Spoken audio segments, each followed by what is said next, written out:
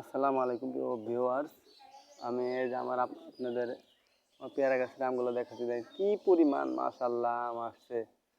কিন্তু এই আমগুলোই মূলত আমি প্রথমে খেতে পারতাম না, কারণ এখানে প্রচুর পরিমাণে আম আসা সত্ত্বেও এই মাছি পোকার আক্রমণে আমি এই আমগুলোকে আর কি খাবার উপযুক্ত করতে পারি নাই।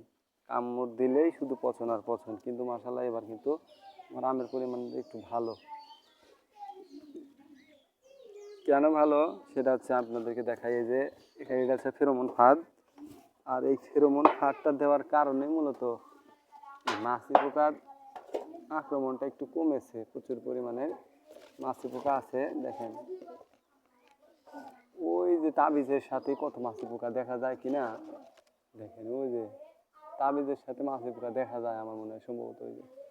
আর এখানে প্রচুর পরিমাণে মাছি পোকা মরে আছে, এই যে লাখ লাখ মাছি পোকা এখানে মরে আছে। আর একটা হচ্ছে যে এই পাশে দেওয়া আছে, এই পাশেরটাতে আরো বেশি পরিমাণ মাছি পোকা আছে। আমি আপনাদেরকে দেখাবো, এই যে আরো বেশি পরিমাণ,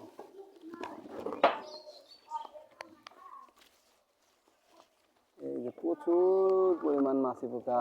এই মাছি পোকার জন্যই মূলত আমি দেখেন এই মাছি পোকা কিরকম মাছি পোকা আছে এখানে, ওই যে দেখা যায় ওই তাবিজের সাথে প্রচুর পরিমাণে মাছি পোকা যে গুনগুন করতেছে, প্রচুর মাছি পোকা প্রচুর। এই মাছি পোকার জন্যই মূলত আমি এই আমগুলাকে আর কি নষ্ট হয়ে যায়।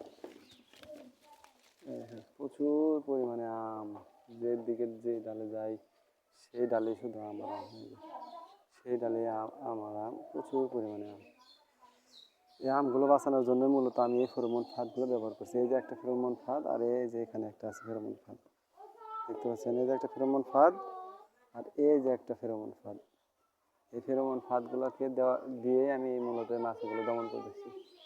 প্রচুর পরিমাণে পেয়ারা আছে মাশাআল্লাহ, আর কিছুদিন পরে পেয়ারা খাওয়ার উপযুক্ত হবে।